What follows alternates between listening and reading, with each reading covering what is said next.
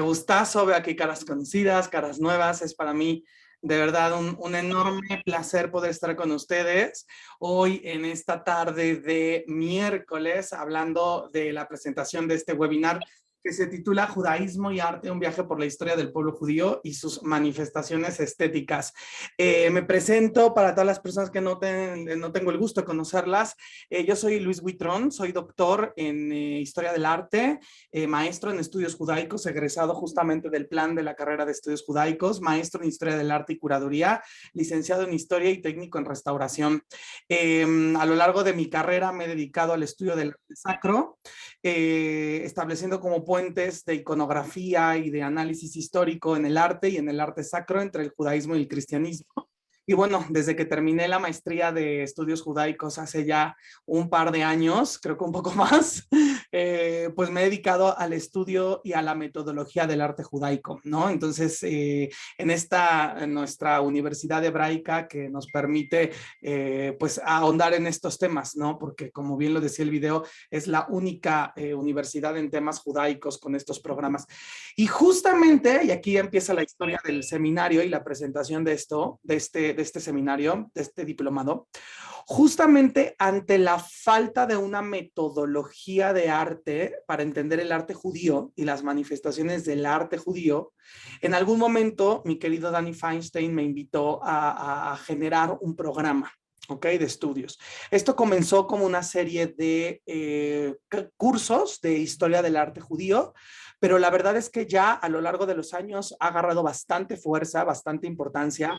Y en algún momento se decidió, y yo feliz de la vida, de que estos cursos ahora se subieran a un nivel de diplomado. Ya a un nivel muchísimo más puntual, muchísimo más académico, con mucho más rigor. No es que antes no lo tuviera, pero antes el esquema era una cuestión de cursos y ahora lo estamos armando en un diplomado, ¿no? Un diplomado que tendrá aproximadamente 3 fases, cada una de estas fases entre 12 y 14 clases, todavía por definir. El horario de este diplomado será los miércoles de 6 de la tarde a 8 de la tarde. Y obviamente podremos, ¿no?, estar en formato Zoom y en formato presencial. Para mí será todo un placer. Y entonces, bueno, vamos a comenzar con la presentación de lo que les tengo planeado para enseñarles de qué va el curso, cuáles son las coordenadas, cuáles son las herramientas y metodologías. Posteriormente les haré un recorrido por los temas que iremos tocando a lo largo de estos 3 módulos. Y finalmente, pues abriremos a preguntas, ¿no? Si alguien tiene alguna pregunta, alguna duda de cómo funciona esto. Así que bueno, pues comencemos entonces. Aquí les voy a compartir pantalla y bueno, pues arranquemos. Aquí tengo ya abierto el chat por si algunos de ustedes quieren comentar algo, tienen alguna pregunta en el momento, para que no se les vaya a ir, para que no se les olvide, la pueden anotar en el chat. Yo estoy aquí viendo todo. Gracias, Blanca María. Muchísimas gracias a todos desde San Pedro Tlaquepaque. Nos escriben también desde Illinois, ¿no? Pues también muy bien. Mordejai, mucho gusto. Sara, mi Sara, querida, Sarita, qué padre verte. Y mi querida Blanca, bienvenidos, bienvenidas a todos, de verdad. Bueno, pues vamos a empezar, vamos a arrancar con esto, ¿ok? Hace un tiempo yo les comentaba, pues, yo la maestría, que por cierto, para quien esté pensando si la toma o no, tómenla, de verdad es una gran maestría con excelentes profesores. Y la verdad es que me dediqué yo más al enfoque del estudio del arte y de la historia del arte dentro del judaísmo. Y platicando con Danny Feinstein, hablábamos de que pues había un nicho de oportunidad, ¿no?, dentro de los estudios de la Universidad Hebraica para desarrollar una serie de pláticas alrededor del arte. Y justamente salió la propuesta de hacer cursos de historia del arte y posteriormente ya una propuesta más estructurada sobre un diplomado. Este diplomado surge por la necesidad de entender que en muy pocos lugares dentro de las universidades de la red judía, internacionalmente hablando, existen abordajes para la metodología de la historia del arte. Como bien lo saben, cuando nosotros abordamos la historia del arte, se puede abordar desde diferentes maneras. La metodología más conocida, que seguramente a ustedes les va a sonar inmediatamente, es la metodología de los estilos. que nos enseñan la historia del arte desde culturas, por ejemplo, el estilo egipcio, el estilo griego y posteriormente más el estilo gótico, ¿no? La historia del arte del Renacimiento, la historia del arte del Barroco, del Rococó, del academicismo, del impresionismo y demás. Nos vamos por las corrientes estéticas y esa es una manera de ver la historia del arte. Pero hay otras maneras de ver la historia del arte. Uno puede ser por el aspecto simbólico e iconográfico. Otra línea por la cual se puede analizar la historia del arte es por medio de la teoría del arte económico y del desarrollo social y económico de los pueblos. Hay otra muchísimo más complicada, ¿no? Que es a partir de la historiografía, es decir, los textos que se han escrito alrededor de la historia del arte. Y hay una muy novedosa, que es un parte de lo que yo me dedico, que es la historia del arte a partir de las técnicas y materiales. Es decir, cómo se hacen las pinturas, cómo se hacen las esculturas, cómo se sacan los pigmentos, cómo se hace un documento, un barco, una catedral, una sinagoga, en fin, a lo largo del tiempo.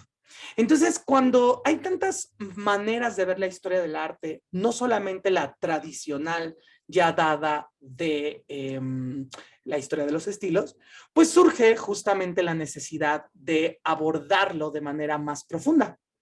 Y esta es la propuesta que yo les traigo a ustedes. La metodología de las clases que vamos a tener es una metodología en la cual vamos a tratar de hacer un análisis interdisciplinario, ver los momentos del arte judío. Obviamente esto va a ser clase de historia judía, ahorita les voy a decir qué vamos a abarcar, qué épocas vamos a abarcar, pero vamos a hablar mucho de el intercambio religioso y cultural que el judaísmo ha tenido con otros pueblos, para lograr construir una metodología de iconografía y simbolismo. Es muy importante, por ejemplo, en el estudio de otras religiones, como en el Islam o como en el cristianismo, especialmente en el cristianismo, que se desarrollan metodologías iconográficas.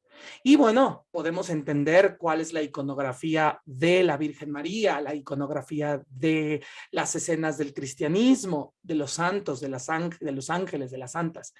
En el judaísmo, a pesar de que es una religión aniconista, es decir, una religión que no permite la representación humana, a lo largo de casi 3.000 años de cultura, el judaísmo ha construido diferentes símbolos que tienen que ver con el templo de Salomón, símbolos que tienen que ver con las cuestiones de la judería, símbolos alrededor de la caligrafía. Es decir, el judaísmo como religión ha desarrollado un complejo sistema de símbolos que nos permiten alimentar esa visión y usarlos como herramientas. Por ejemplo, herramientas que nos sirven mucho al momento de analizar la sinagoga del tránsito en Toledo, por ejemplo, en Edad Media, o a la hora de analizar la influencia artística y estética que tiene la Cábala, ¿no? Durante la Edad Media. Entonces, la iconografía es un elemento muy puntual, además de la historia, obviamente. Pero también vamos a utilizar los textos comparativos, irnos a las fuentes, irnos al estudio de la Torá, al estudio del Tanaj en completo y también en algunas ocasiones al estudio del Talmud, porque en estos libros sagrados del judaísmo se van a ir desarrollando los complicados sistemas estéticos y artísticos que el judaísmo va a ir desarrollando a lo largo de la época. Y también, obviamente, vamos a hablar de las técnicas y materiales, porque a mí, particularmente en mi carrera, me he especializado por cómo se hacen las cosas, cómo se hacen los edificios, cómo se hacen las pinturas, cómo se hacen los documentos, porque si vemos el objeto artístico desde esa perspectiva, vamos a crecer y aumentar el entendimiento. Y a lo mejor el abordaje se vuelve muchísimo más entreverado, pero definitivamente se va a volver muchísimo más rico. Imagínense, les voy a poner un ejemplo, ¿no? Tal cual. La Agadá de Pesaj. Una Agadá es un documento, la Agadá de Pesaj es un documento que se utiliza para llevar la liturgia de la cena de Pesaj, de la Pascua judía, durante la primera noche, ¿ok? A lo largo de la Edad Media, en el mundo germano o ashkenazí, o en el mundo hispánico o sefaradí, las Agadot de Pesaj, estos librillos, cobraron un papel fundamental dentro de la sociedad, de la cultura y de la religión. Bueno, yo podría parar ahí el análisis y mostrarles las bonitas que son las Agadot de Pesaj, y nos podríamos ir a casa felices y contentos con las imágenes, ¿no?, que son divinas, y ya. Pero cuando les cuento cómo sacan el oro, cómo sacan el rojo, cómo sacan el azul, cómo hacían las plumas, las plumas para escribir y para dibujar, a partir no solamente de la cuestión de hacer una pluma con las manos, ¿sí? Sacarla del ave, extirparla del ave, tallarla, prepararla para pintar o para que pueda pintar y dibujar, sino también en la parte kosher, ¿no? Tiene que ser kasher esta pluma de un animal kasher, en fin. Cuando entendemos todo eso, todo el proceso desde cómo se curte el pergamino hasta cómo se prepara el color, al final, cuando terminamos de ver el objeto de estudio, lo podemos ir entendiendo a diferentes niveles. Y el nivel técnico y material es muy importante.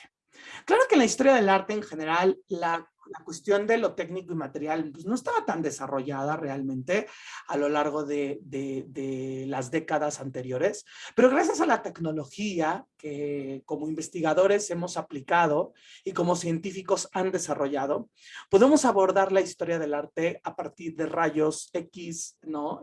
Rayos gamma, a partir de otras metodologías no invasivas. Y en algunos casos, a lo largo de las sesiones, trataremos ciertos casos, así le digo yo, estos casos de cómo se han interpretado estas obras, cómo se han estudiado, cómo se han restaurado estas obras del arte judío.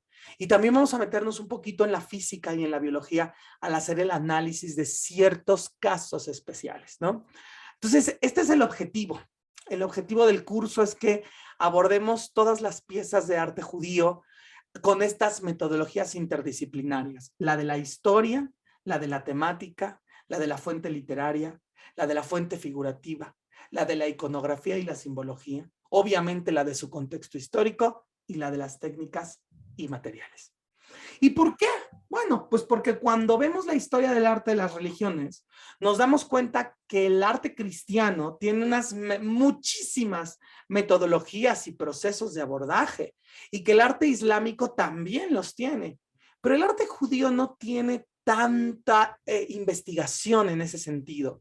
No quiero decir que el arte judío no esté investigado, por supuesto que sí, pero muchas veces está investigado a los ojos de la arqueología y no necesariamente del arte.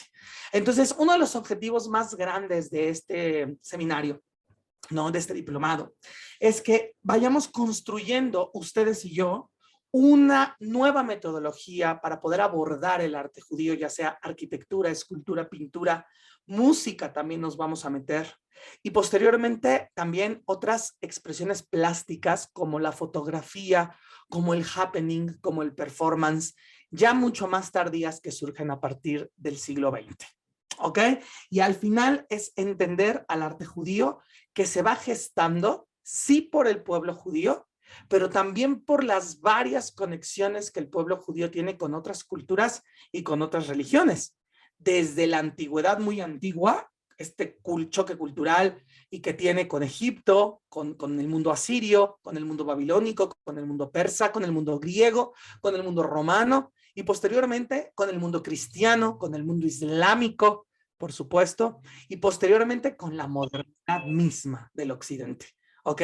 Entonces esa es la idea, irlo llevando, ¿no? Ir entendiendo que sí existe una terminología de arte judío y que sí existe una metodología de abordaje a este arte judío, entendiendo la plástica, entendiendo la estética y tratando de malabarear todas las esferas, ¿no? La esfera de las técnicas y materiales, la esfera de la historia, obviamente la esfera de la liturgia y de la religiosidad, porque no podemos disociar el concepto de arte judío, ¿no? De disociarlo, por supuesto, del concepto de religiosidad. Entonces, a lo largo de estas sesiones nos vamos a dar cuenta que el arte judío, así como el arte islámico, no por ser una religión aniconista, no significa que no tenga manifestaciones artísticas, no significa que no tenga representaciones artísticas.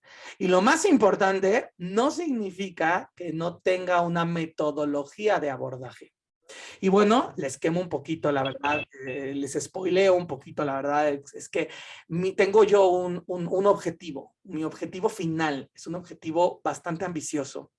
Y el objetivo es construir con el aporte de todos y de todas ustedes una serie de números que podemos publicar de manera de internet, por ejemplo, ¿no? Y que sea un proceso para que sirva como manual. Mi objetivo final de este curso es que con la aportación valiosa de todos y todas, construyamos una especie de enciclopedia de arte judaico, ¿sí? En donde cada uno de los alumnos aborde un tema al final de los módulos, les repito, son 3 módulos, y al final de estos temas, de estos módulos, perdón, cada quien entrega un trabajo final sobre una pieza de arte. Y miren que hay muchas. Podemos hablar de arquitectura, de escultura, de arquitectura, de música, como les dije, pero también podemos hablar de moda y diseño textil. No podemos dejar de un lado la indumentaria de las bodas, ¿sí? Las bodas sefardíes, las bodas mizrajíes, tienen una indumentaria increíble de los novios y de las novias. O, por ejemplo, la caligrafía. O tal vez mencionar ya a lo mejor un tema un poco más avanzado, ¿no? Y hablar de la impresión, ¿sí? No podemos descontextualizar tampoco las diferentes e importantes manifestaciones que el arte judío tiene en los primeros periódicos y a finales del siglo XIX y a principios del siglo XX. Obras de grandes artistas como Efraín Moses Lilien o toda la gran escuela de impresión y de diseño. La propia Bauhaus, ¿no? Que es un gran movimiento artístico de las primeras décadas del siglo XX, tiene muchísimos artistas judíos dentro de sus filas, ¿no? Y de esa manera podemos hablar de impresión, podemos hablar de diseño gráfico, podemos hablar de fotografía, y podemos hablar de muchas, muchas, muchas otras cosas en la modernidad. Y en la antigüedad podemos hablar también de arte objeto. ¿Cómo olvidar esas pinturas murales en las catacumbas judías? ¿O cómo olvidar esos sarcófagos judíos al estilo romano? O esos platones increíbles de cristal que tienen inyectado oro en polvo y que son del periodo romano. Entonces, a lo largo de todos estos desarrollos, vamos a ir viendo, ¿no? Las temáticas, las temporalidades y las influencias y construiremos esta cuestión. Entonces, el judaísmo en la historia del arte, ¿no? Lo vamos a dividir de 2 maneras siempre. El arte judío de la antigüedad y arte con temática judía en la antigüedad. Y eso nos llevará al arte moderno, al arte judío en la modernidad y al arte con temática judía en la modernidad. Porque, ¿qué creen? También se puede abrir el panorama de la siguiente manera. No solamente existe el arte judío, sino existe el arte con temática judía. Y ahí vamos también a hablar y mencionar a todos aquellos artistas, arquitectos, pintores, escultores, ceramistas, grabadistas, incluso pintores ya más contemporáneos. Un ejemplo que me viene a la mente, Salvador Dalí, ¿sí? Que al no ser judío, toca temáticas judías. Un Rembrandt que al no ser judío, toca temáticas judías. Y de pronto también vamos a tener muchísima obra de temática judía que no está hecha por manos judías. Y ese es también otro enfoque, porque al final, y ustedes y yo pondremos en tela de juicio el concepto y lo discutiremos, ¿esto es arte o no es arte judío? Y les se van a sorprender de muchísimas datos históricos que nos revelan que muchas veces el arte judío tuvo bastante influencia de los no judíos, como por ejemplo, volvemos a la Sagadot que les estoy contando, estos libros para Pesaj, estas Sagadot de Pesaj medievales, que muchas veces son pintadas por manos cristianas, ¿sí? Con temas, viñetas, caligrafía cristiana. Y uno es sorprendente porque cuando hace uno el análisis se da cuenta que la judería no se daba abasto para generar agadots para Pesaj, y estas agadot eran necesariamente que ser hechas también por cristianos, y ahí hablamos de un punto, ¿no? De trabajo, un punto de conexión, de una alianza histórica entre artistas cristianos y artistas judíos que van a trabajar juntos para sacar un pedido, que es una Haggadah de Pesaj. Y eventualmente los cristianos también le van a pedir a ciertos judíos que los ayuden a hacer después ciertos misales. Esto sucede en la Edad Media. ¿O qué decir de la famosa Biblia de Alba, que es una Biblia traducida por primera vez del hebreo al español? Y esta Biblia es una Biblia que está con supervisión rabínica. Y que hay un trabajo de teólogos cristianos y de jajamim judíos o de sabios judíos que van a trabajar juntos para crear una Biblia traducida del hebreo directamente al castellano, a esta lengua romance del siglo XIII, XIV, XV y XVI, muy parecida al judesmo o al ladino que posteriormente hablarían los judíos sefardín exiliados. También vamos a hablar del arte, que no es un arte judío abierto, sino es un arte judío oculto, como por ejemplo todas las manifestaciones y representaciones que los judíos o criptojudíos tuvieron que realizar en todo el continente americano durante la llamada época colonial, al estar perseguidos, ¿no?, por la Inquisición. Y hablaremos, por supuesto, de la Mikve de Juliantla en México y de los últimos descubrimientos arqueológicos, artísticos e históricos de piezas que yacen en los museos de la Ciudad de México y que son piezas de arte judío que no han sido identificadas como tales por desconocimiento de los investigadores y que ahí están expuestas. Y hablaremos de una yad, de una mano para leer la Torá, hablaremos de una sevivón, de una perinola en el Templo Mayor, hablaremos de muchas manifestaciones artísticas. Muy bien, una vez establecido los marcos teóricos de la clase, cómo vamos a trabajar, ¿no?, qué temas vamos a tocar y de qué manera los vamos a abordar, vamos a hacer un repaso. Les voy a mostrar qué momentos históricos vamos a ir contando a lo largo de estos 3 módulos que componen el diplomado en general. Vamos a comenzar, obviamente, desde la influencia de las divinidades antiguas, de las divinidades que no son divinidades judías, sino que pertenecen a pueblos cananeos del norte o pueblos cananeos del sur. Vamos a hablar de esta influencia artística y estética y de cómo puede o no impactar en los modelos de antigüedad judía.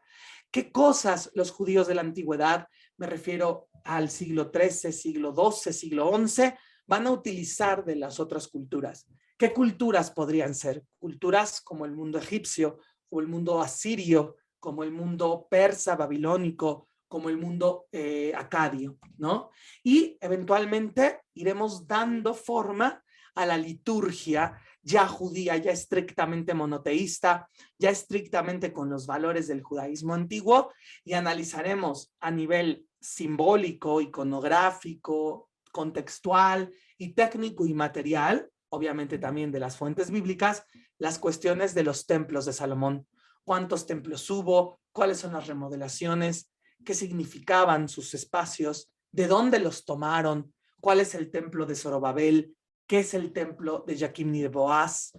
Y este mismo templo será la sede de una serie de representaciones comerciales, ¿sí? Un punto central, como lo ven, que va a ser uno de los puntos más importantes de las líneas de comercio del mundo helénico. Y entonces ahí discutiremos, al ver este análisis, qué tanto es el mundo helénico no responsable de ciertos elementos que adopta el mundo judío, tales como palabras que hoy podríamos identificar como netamente judías, pero tienen un origen griego, tales como el afikoman para Pesaj, el postre para Pesaj, ¿no? Y entonces vamos a ir viendo qué tanto se permite la entrada de qué elementos, qué tanto el pueblo judío de la antigüedad decide qué elementos no van, y cuáles son los criterios de definición a partir de lo religioso. Y seguramente muchos de ustedes han tomado clases de historia del judaísmo, ¿no?, o de religiosidad o el desarrollo de la historia judía. Pero la parte que vamos a tocar aquí es cómo esas cosas, estos fenómenos históricos, que seguramente ustedes ya vieron, ¿no?, de alguna manera, cómo repercuten en el arte. ¿Cómo repercute la influencia helénica en las remodelaciones que hay en el Bet HaMikdash, en el Templo de Salomón? ¿Cómo repercuten las remodelaciones de la cultura romana dentro de la estética en el Templo de Salomón, en las tumbas griegas, en las tumbas romanas, de personajes judíos o no judíos, cómo se mezcla el pueblo judío de la élite con los griegos y con los romanos, cuando surgen ciertas fiestas como la famosa fiesta de Hanukkah por la revuelta de los macabeos, y así iremos entendiendo estas repercusiones de la historia y de los fenómenos artísticos e históricos en el pueblo judío. Cuando lleguemos al mundo romano, hablaremos no solamente de la influencia de la religiosidad y el arte romano en el mundo judío, sino que también vamos a fijar los ojitos hacia el mundo oriental, porque estamos acostumbrados a ver las cosas desde la occidentalidad y desde un modelo de historia del arte que a veces se inclina un poco más hacia una visión eurocéntrica. Pero cuando llegamos a este momento del Imperio Romano, vamos a preguntarnos, ¿y qué pasa con el Oriente lejano?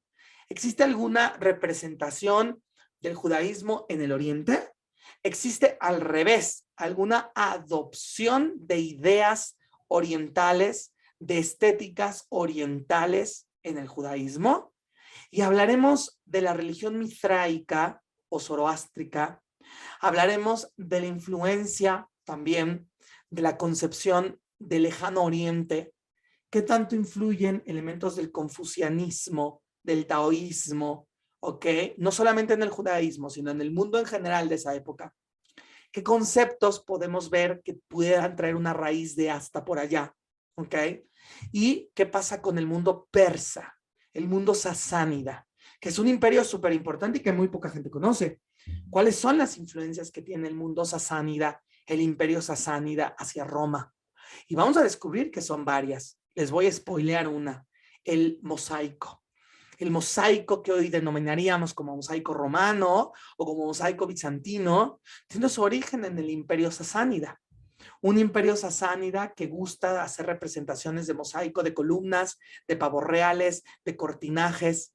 Y cuando de pronto volteemos a ver las sinagogas que están construyéndose en épocas después de la destrucción del templo de Salomón, vamos a entender que estas sinagogas, con sus rabinos en el periodo Amoraim, van a empezar a estar decoradas a partir de elementos artísticos y estéticos que sí vienen de Roma, pero que también vienen de ese mundo oriental, que es el imperio sasánida. Y de esa manera vamos a ver cómo influye el mundo sasánida, el mundo mongol, dentro de esta estética, porque sí, porque el judaísmo está en un territorio limitado y ese territorio limitado tiene constante contacto con otros pueblos y otras culturas que andan dando vueltas por ahí, obviamente, ¿no? Y entonces cuando volteamos a ver las sinagogas del periodo Amoraim, nos vamos a dar cuenta de que son estructuras que podemos leer bajo el canon de la estética griega, bajo el canon de la estética romana, que la planta basilical de estas sinagogas tiene un simbolismo, ¿no? Las personas que tomaron el curso conmigo de arquitectura lo podrán recordar, ¿no? Y para todos ellos les digo que este curso vamos a tocar las mismas épocas de lo que vimos en sinagogas, pero ya no solo desde la perspectiva arquitectónica, sino también desde la perspectiva pictórica, simbólica y lo que hemos hablado en esta primera mitad, ¿no? Y cuando veamos estas sinagogas y estos edificios que se pueden leer desde una perspectiva romana, griega, sasánida, persa, medio oriental y oriental lejana, vamos a ver que se enriquecen estos elementos. Y entenderemos por qué son elementos que están definidos, ¿no? O entendidos como obras de arte, ¿ok? Claro que atacaremos el análisis, abordaremos el análisis más bien de sinagogas extremas con representación humana, con representación antropomórfica, como el caso de la sinagoga de Dura Europos, ¿no? Y entenderemos, por ejemplo, la influencia de esta sinagoga a partir de los ojos del mundo sasánida, ¿sí? Y lo entenderemos. Y dejará de ser para nosotros un objeto extraño e incomprensible. ¿Por qué razón una sinagoga tiene representación humana? Para volverse algo extraordinario, sí, digno de admiración, pero entender cuáles son las influencias sasánidas, persas, medio orientales que llevan al pueblo judío de una ciudad en específico llamada Europos a hacer esto. ¿Ok? Posteriormente, entenderemos la transición tan paulatina y delicada del mundo antiguo a la que llamamos desde la perspectiva cristiana de la Edad Media, a lo que entendemos todos desde la perspectiva cristiana como Edad Media, pero que desde la perspectiva judía lo llamamos el periodo Saboraim y el periodo Geonim. ¿Ok? A partir de este momento vamos a analizar cómo se desarrollan las comunidades judías, las famosas juderías, aljamas, las cales o calles, desde la lengua ladina, ¿no? Y también cómo se arma esto en Europa del Norte, en el mundo germánico. Vamos a aprender muchísimo sobre geografía y cambios políticos de Europa. Vamos a hablar de reyes y de reinos. Y vamos a analizar en qué momento los reyes de Europa van alineándose o desalineándose con los intereses de las comunidades judías y cómo algunas aljamas, ¿no? O comunidades judías van a desarrollarse más, como la aljama de Sevilla o la aljama de Toledo, y cómo algunas a desarrollarse menos, como la aljama de Calatayud o la aljama de puntos suspensivos en el mundo germano. ¿Ok? ¿Cuál es el papel de los judíos? ¿Cómo es su influencia con el Islam? Cuando nos asomemos al Islam, vamos a tomar el estudio de la metodología del arte islámico. Entenderemos concepciones muy complejas como elementos de la arquitectura islámica, pero también como elementos de la filosofía islámica aplicadas al arte islámico. ¿Cuál es el concepto de la imagen en el Islam? ¿De dónde viene el concepto de la imagen del Islam? Y vamos a ver que es muy diferente al del mundo cristiano. Y cómo chocan estas dos identidades de arte, pero al mismo tiempo que están chocando entre Islam y cristianismo, se están nutriendo entre Islam y judaísmo. Y entenderemos cómo hay ciertos elementos que son un híbrido de ambas culturas, como la famosísima Sinagoga del Tránsito de Toledo. Entenderemos la metodología de la arquitectura, hablando con terminologías de arcos polilobulados, yeserías, sajaracas, techumbres de madera, techumbres de tijera, de parinudillo. Explicaremos cómo se hacen las yeserías, cómo se hacen estos techos tan increíbles, cuál es la repercusión de estos techos en otros lados. Los podemos encontrar en el Viejo Mundo y posteriormente en el Nuevo Mundo. Y voltearemos también al mundo Ashkenaz. ¿Qué está sucediendo en la República Checa? ¿Qué está sucediendo en Lituania, en Polonia, en Rusia? ¿Qué es lo que está pasando en la Germania, en el Sacro Imperio Romano Germánico? ¿Por qué el arte de allá de los judíos es diferente? ¿Bajo qué lineamientos se buscan establecer? Y analizaremos casos como la sinagoga en pie más antigua de Europa, que es la sinagoga de Erfurt, ¿no? En Alemania, y entenderemos estas metodologías a partir de las fachadas. Vean cómo ciertas metodologías, más bien ciertos elementos, nos van a permitir encontrar algunos característicos elementos de la arquitectura cristiana, como por ejemplo un rosetón, que nos los encontraríamos en las catedrales góticas, arcos ojivales, que nos los encontraríamos en las catedrales góticas, y de esa manera estaremos estableciendo estos puentes de contacto, ¿no? De un lado al otro, para ver cómo en el arte judío ashkenazí nos encontramos estos elementos de arquitectura gótica cristiana. No necesariamente, es decir, que los judíos se cristianizaron, sino el intercambio cultural de ambos pueblos fue haciendo una simbiosis. Hablaremos obviamente de los panteones, hablaremos obviamente de los baños, ¿sí? De las mikves, de las tevilot, y también, como les decía, nos meteremos en las temáticas de los documentos, los manuscritos, las hojas de oro, las tintas, la iconografía. Cuando hablemos de la Inquisición, vamos también a tocar el tema de los conversos y de cómo hay ciertas obras de arte hoy muy importantes para el arte católico que originalmente pudieron haber sido construidas o fueron históricamente comprobables, construidas, hechas, manufacturadas por personas conversas. Y ahí vamos a también a meternos en el ámbito de qué tanto abandonaron estos conversos al cristianismo su fe antigua ¿O dónde podemos encontrar estos ecos del judaísmo en las pinturas católicas? Y haremos un recorrido por las principales ciudades y asentamientos fundados por criptojudíos en México, como Mérida, Monterrey, Ciudad de México, Puebla, Pachuca, por ejemplo, Jalisco, Guadalajara. No estoy diciendo que sean ciudades fundadas por criptojudíos. Los criptojudíos fundaron, al igual que otros conquistadores españoles católicos, esas ciudades. Y encontraremos presencia de este arte criptojudío en Taxco, en la Ciudad de México, en Puebla, en Pachuca, en Jalisco, en Celaya, ¿ok?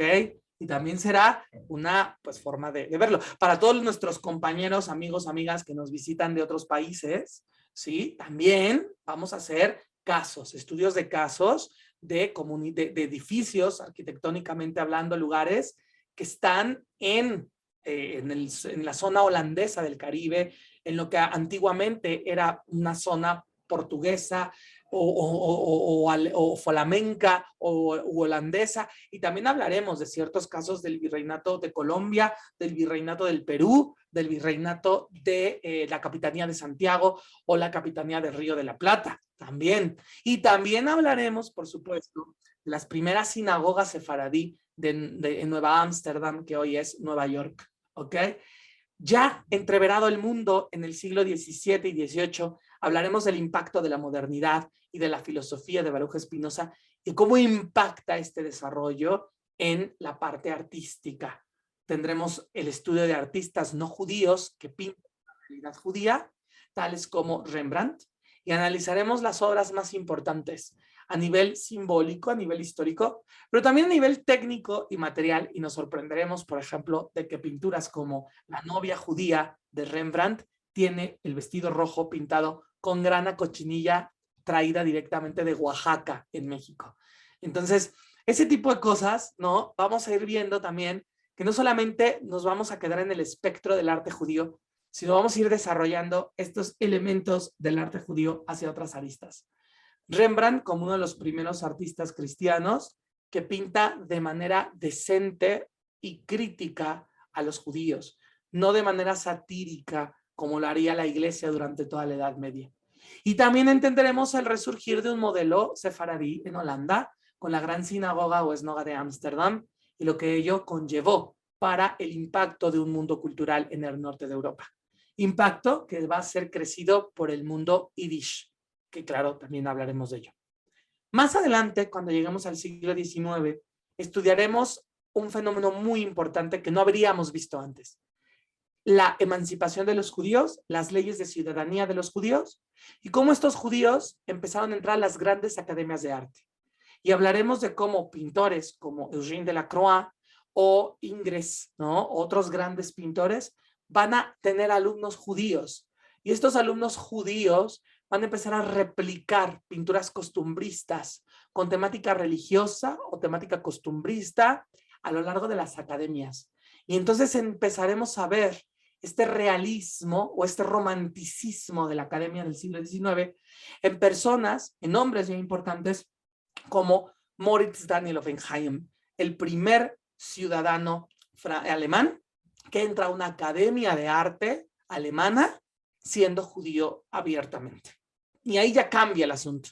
Ahí ya entonces vamos a estudiar a los pintores judíos que pertenecen a las corrientes del siglo XIX.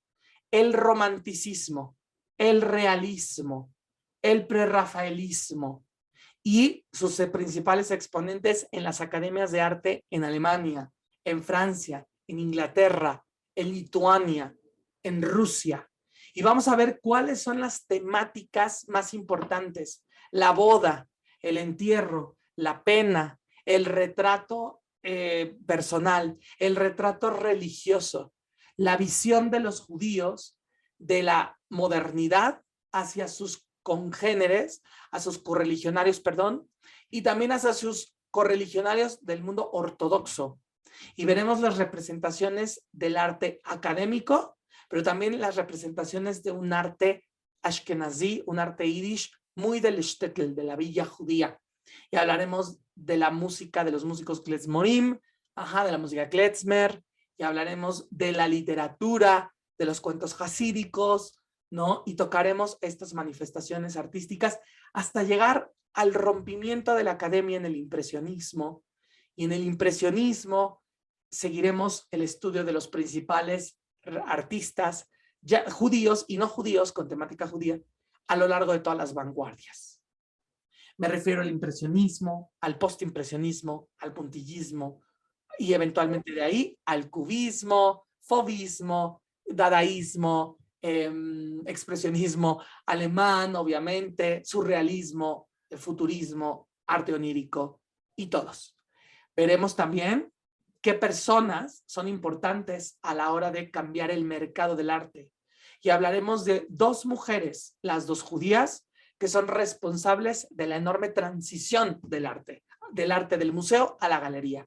La primera, una de las mujeres más importantes intelectualmente de su siglo, ¿sí? Que es Gertrude Stein, y la segunda, muy importante también en su momento, hacia 1940, que es nada más y nada menos que Peggy Guggenheim. Y cómo Gertrude Stein en los 10 y 20 del siglo XX y Peggy Guggenheim en los 30, 40, 50 y 60 del siglo XX van a generar una nueva concepción, no de arte judío, sino de arte en el mundo, de arte universal. Claro que tocaremos a pintores como Chagall, claro que tocaremos a pintores como Pizarro o como Modigliani, que son de origen judío. Y posteriormente tocaremos a todos los artistas judíos que van a generarse durante la segunda mitad del siglo XX.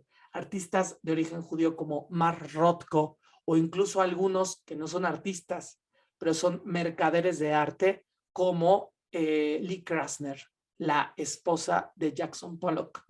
¿Ok? Y entonces vamos a ir viendo cuál es la influencia de los artistas judíos dentro de este mundo. Obviamente llegaremos a personalidades contemporáneas, ¿sí? Y los tocaremos en todo, arquitectura, happening, performance, representaciones teatrales, cuáles son las propuestas de la música, qué pasa con el resurgimiento de la música bíblica, qué pasa con las propuestas de música de rap, de música de hip hop, de música techno, de música trans a lo largo del judaísmo.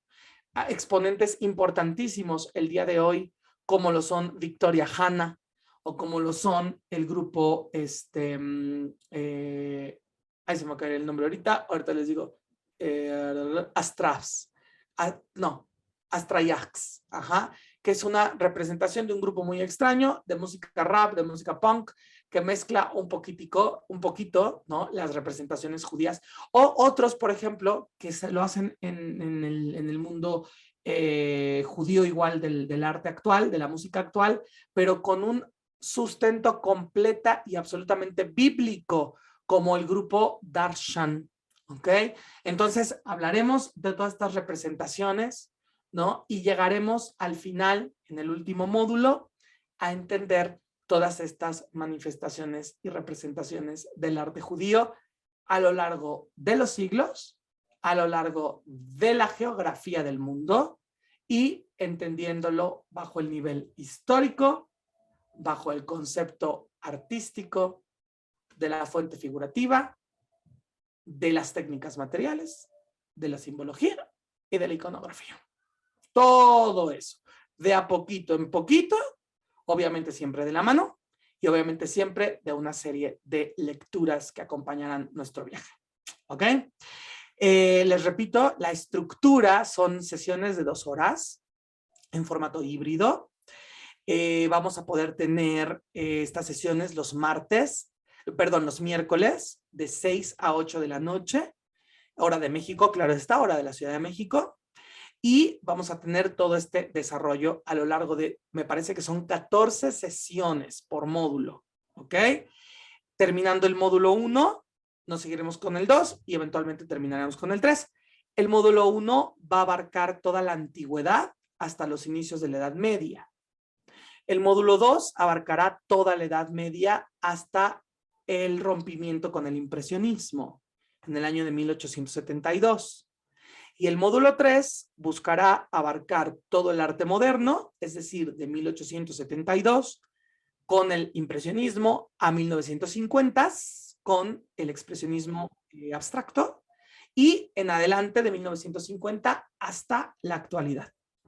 Y esa va a ser como la estructura que tendremos, ¿no?, en nuestros 3 módulos. Y será para mí un súper placer acompañarlas a lo largo de estas sesiones. No sé si alguien de ustedes tenga alguna duda, alguna pregunta de cuestiones de la estructura, de los temas. Estoy abierto completamente. Y si tienen alguna duda que se les ocurra posteriormente, por favor escriban a la Universidad Hebraica para que les contesten. Ellos mejor en cuestiones de horarios y de todo eso, de los días y de las sesiones, porque igual ya hasta dijo una barbaridad, pero sé que son los miércoles de 6 a 8, eso sí sé que es definitivamente, ¿ok? Y bueno, pues no sé si alguien tenga alguna duda, comentario por acá. Dice Sara, qué rico, ambicioso programa. Sí, la verdad es que sí está bien ambicioso, pero esperemos lograrlo, ¿sí? Y bueno, en algún momento también, y eso será propuesta que a ver si me autorizan, bueno, me gustaría por lo menos hacer visitas virtuales con ustedes a los museos que existen, ¿no? Bueno, pues muchísimas gracias. Ahí está, Carmen Gómez nos está poniendo en el chat todo el link del diplomado para que tengan mayor información de ello. Píquenle ahí para que les abran la ventanita, ¿no? Y pregunta Bai, es híbrido, de verdad. Sí, Mordejai nos dice, extraordinario programa del diplomado, muchísimas gracias, de verdad también para ti, gracias, una panorámica completa. Y bueno, pues, si no tienen alguna pregunta o alguna duda, me despido de ustedes, quedando a sus órdenes, un gusto. Mi nombre es Luis Huitrón y los esperamos en las sesiones. Muchísimas gracias a todas y a todos. Gracias, Blanca María, gracias, Lulu. Muchas gracias. Nos vemos.